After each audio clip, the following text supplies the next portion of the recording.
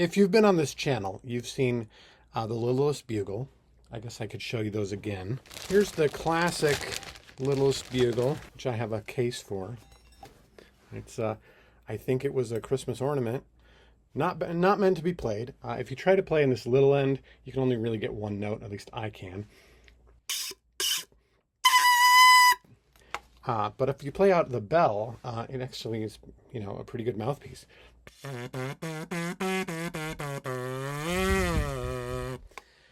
And recently, I figured out how to make a few other versions. One took a cue from the another instrument I built. Here's another natural horn that actually follows the harmonic series. I call it the Tubaphone because it's 20 feet of vinyl tubing and an optional bell on the end. This one comes from a bicycle horn. Put any mouthpiece. I think that's a Mellophone. So you get 20 feet of vinyl tuning. That's what I use.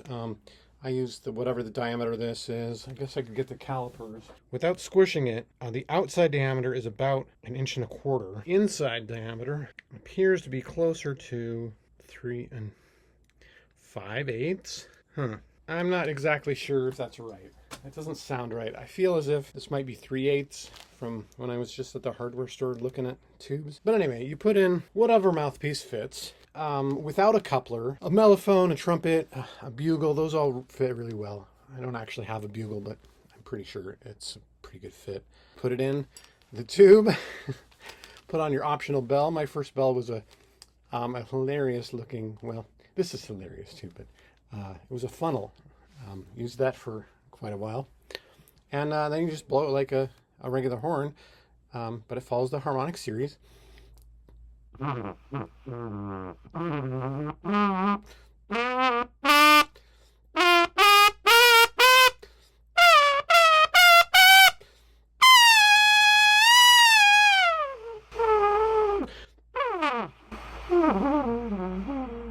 Sorry.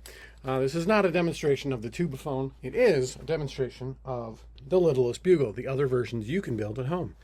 So I measured the Littlest Bugle. I decided to go with the same size. I think it's 7.5 inches. You just put your mouthpiece in there. And this does not follow the harmonic series. You don't need to play all those precise notes. You don't have the gaps. You can do glissandi, actually portamentos.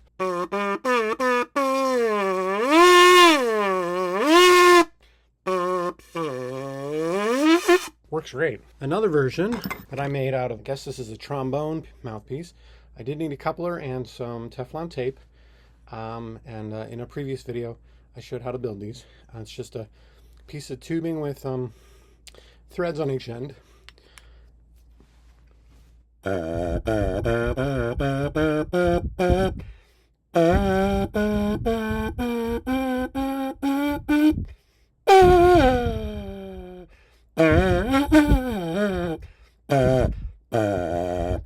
As you can tell, I'm a little better at the trumpet mouthpiece than the trombone. But the bigger mouthpiece, the lower notes are easier, especially those pedal tones. Not news to you if you play a brass instrument already, but might be news to you if you're just a layman looking to possibly build yourself a Littlest Bugle.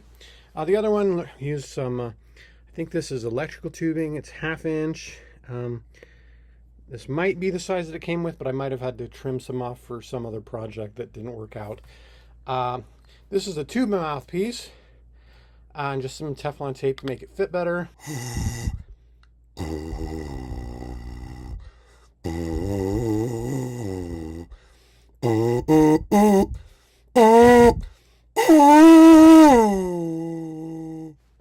Now there was a fourth one. I think I took it apart because it didn't work all that well. It was too resonant. It had 1 or 2 notes that resonated really well, and the other ones sounded awful, even worse than these. So I think I'm going to retire it. I used it in one, I guess I used it in that video and in the musical demonstration. That was about it. But the last one I want to show you is something that's I'm really pleased with this. This version, any horn player with a horn in this style can make on the fly in the performance hall on stage. You can hand them a piece of music and ask them to play this, and if they're on the clock, they will do it. Or they'll walk off the stage and ruin their career, which is, well, you know, I guess a possibility. But so here's a Mellophone. I usually have a reed on it. Either, if memory serves, clarinet mouthpiece, Teflon tape on the outside. I think that the clarinet keeps it in F. No. The clarinet mouthpiece puts it in E. But I think it's an alto sax mouthpiece that keeps it in F. And yes, it has. I can only get the lower register of this. And in that register, it's missing a couple of notes. But if you combine the one in E with the one in F, you can get a whole chromatic series together. So I've started writing the bass part on my upcoming magnum opus for Frankenhorns. We'll use this duo to do the bass part. But today it has the original Mellophone mouthpiece in it, just to demonstrate how to get a portamento on a mellophone, a trumpet, a cornet, a bugle, assuming that it has this removable piece. The tuning slide, yes. As you can tell, I'm a trumpet player by profession, of course. Didn't you know from my playing and all the instruments that I play? Anyway, so you take the tuning slide out, or I think the other part is the lead pipe. Oh no, he called it the lead pipe. I think that refers to the part of the horn that goes to that first tuning slide. Some instruments, I believe, have more than one. This one has, maybe it's just the one or two. Does it have a small one? It has a small one. But this one, you want to take the first one out.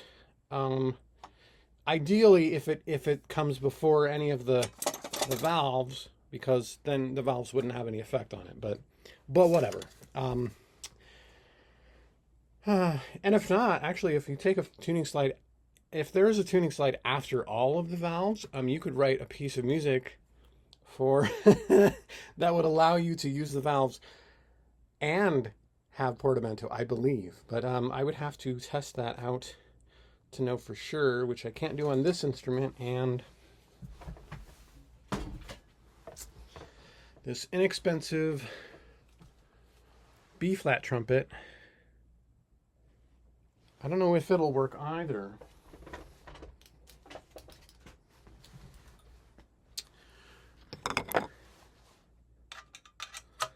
Feels so weird to put the actual mouthpiece into the one it came from. Oh, you know what? I believe it will work on this one. So I'll demonstrate. So take out whatever the tuning slide. You take the tuning slide. Oh, because it slides. That makes sense. Okay.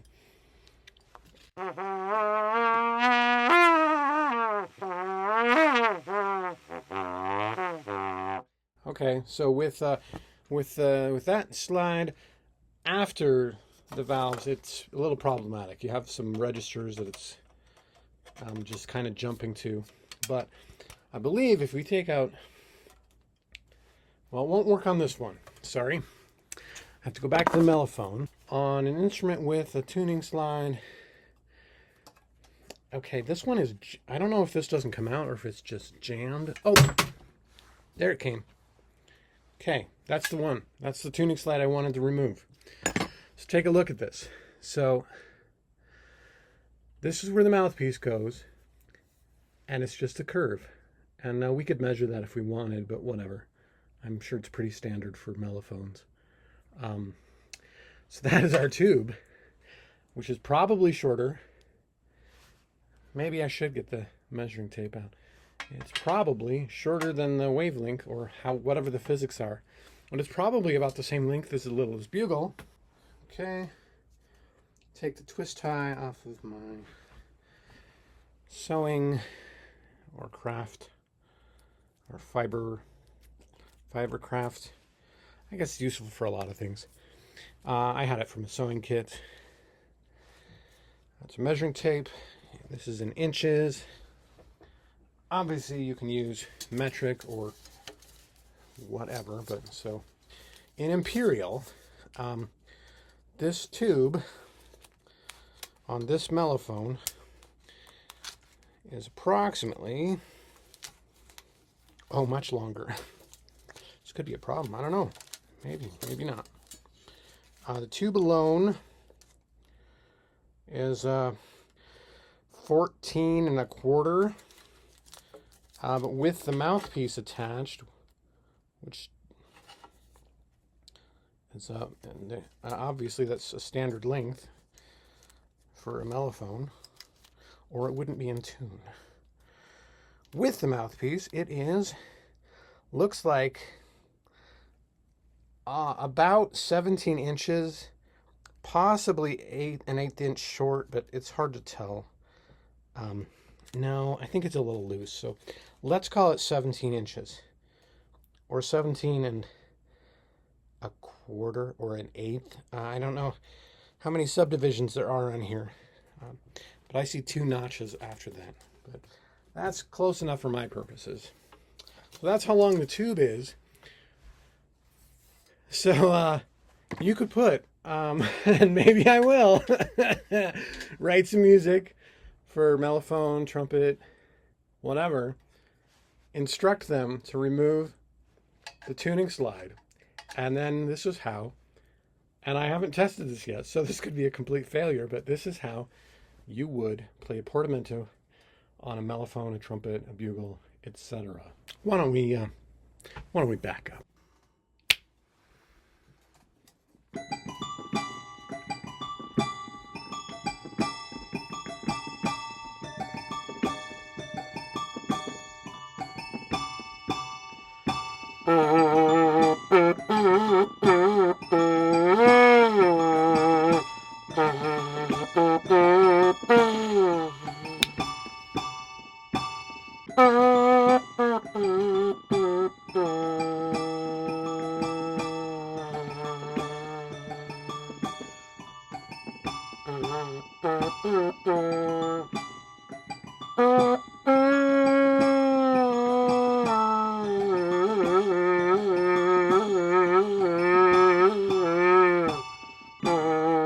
And that, Frankenhorn enthusiasts, is how you play portamento on a mellophone, trumpet, bugle, or similar instrument.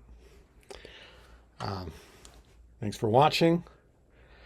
Don't forget to like, comment, share, subscribe. Support me on Patreon if you're so inclined. Stay tuned for a possible crowdfunding campaign regarding my magnum opus for Frankenhorns, which I've mentioned here and on Facebook. And if you'd like to catch my first or later live streams on Twitch, follow me there. I'm Dr. Frankenhorn. During those streams, it'll be a lot like these, except it'll be interactive. I'll give you some choices of which horns I might want to build. You can make some song requests. Instead of multi-tracking, I'll be using a looper, which I still have to try out.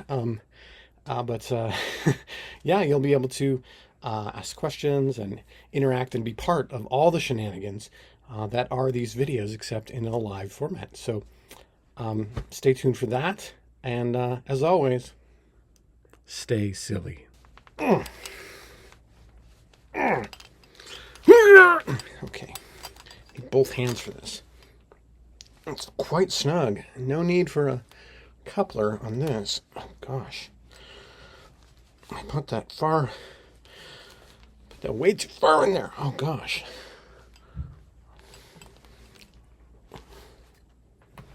Guess I need a tool. Where's the toolbox? There it goes. Okay.